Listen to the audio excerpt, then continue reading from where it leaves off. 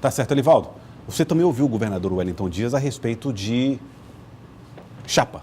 O vereador foi bem claro mais uma vez no recado aos aliados. Informa que março não será de definição de chapa majoritária, e sim de entendimentos sobre o que vai mudar, quem vai sair do governo para ser candidato e também sobre filiações de lideranças desse bloco, desse campo governista. Essa será a prioridade. Qualquer discussão mais afinada sobre chapa majoritária vai ficar para depois do dia 7 de abril. Vamos ver o que disse o governador Elivaldo Barbosa. Daqui até o mês de 7 de abril, nós vamos estar tratando desse período das filiações partidárias, tratando sobre quem sai, quem é que fica com a responsabilidade da condução das áreas que terão substitutos, e a partir daí nós vamos estar fazendo sim a definição das chapas.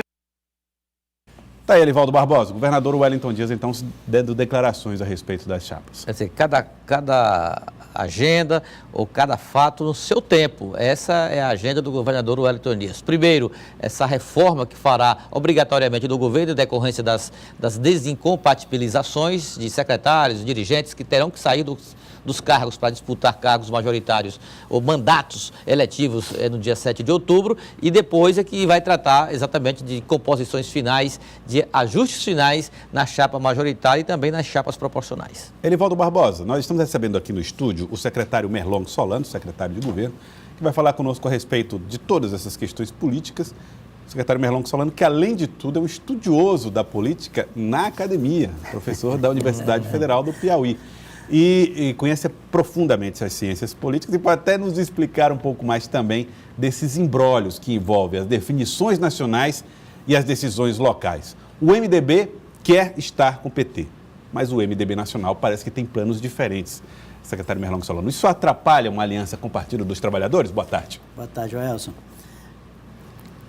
É uma dificuldade, né? A gente percebe que há um quadro na política em relação ao MDB em que o projeto da direção nacional ele não vai bem ao encontro dos interesses do MDB em muitos estados do Brasil. Há um certo desconforto, mas esse é um problema, digamos assim, do MDB, né?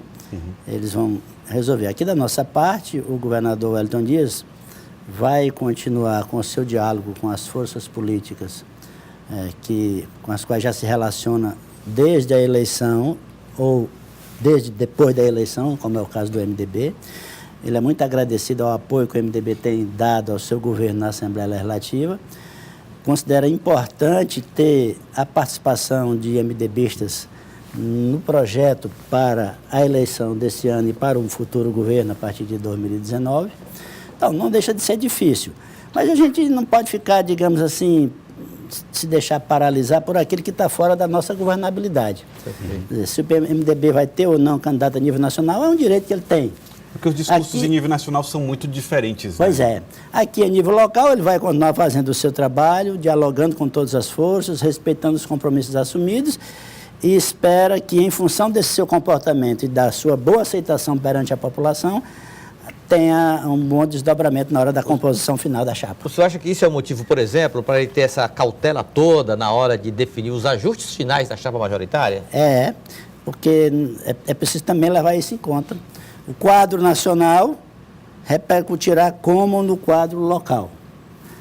Em respeito a alianças, coligações, você não pode ter, de repente, um vice-governador de um partido que, em quadro nacional, não admite a coligação formal com o PT. Bom, pelo menos isso inviabilizaria, então, a indicação de Temístocles Filho. Então, de fato, na chapa do governador Wellington Dias. De fato, há dificuldades a serem consideradas, por isso esperar até que o quadro nacional fique mais claro, por isso continuar com o comportamento que o governador sempre tem. Respeitar os compromissos, dialogar, administrar o Estado para que não haja nenhum problema que, digamos assim, sirva de justificativa para algum rompimento, manter o Estado funcionando o mais possível dentro da normalidade. Secretário Merlong Solano, o Partido dos Trabalhadores tem uma posição que muitas vezes fica evidente, ela é bem diferente do governador Wellington Dias, inclusive na hora de formar essas alianças. A senadora Regina Souza pretende ser candidata à reeleição, os números animaram, ao que parece, a senadora. E já tem até suplente do PT, viu, Joelson? Para ela? Para ela. Gilberto Paixão, presidente do Diretório Municipal do PT, já tem inclusive o respaldo de um fórum de entidades sindicais e populares ligadas ao PT, portanto, movimentos sociais que já amarraram questão. Quer a indicação de Gilberto Paixão para primeiro suplente da senadora Regina Souza. Essa forçação de porta assim, do Partido dos Trabalhadores nesses momentos dificulta ainda mais a situação do governador? É um elemento a mais a ser considerado, mas digamos que eu chamo de um problema, de um bom problema. O governador não está na solidão de um final de último ano de governo, se preparando para a candidatura da reeleição, tendo que ficar mendigando apoios. Ao contrário, o nosso governador Wellington Dias conta com uma boa aceitação, não só da população, mas de boa parte da classe política, e por conta disso, essas manifestações de interesse de marcharem junto com ele. Eu entendo que não só o PT, mas os demais partidos que estão participando desse diálogo, têm o direito legítimo de pleitear uma participação na chapa majoritária.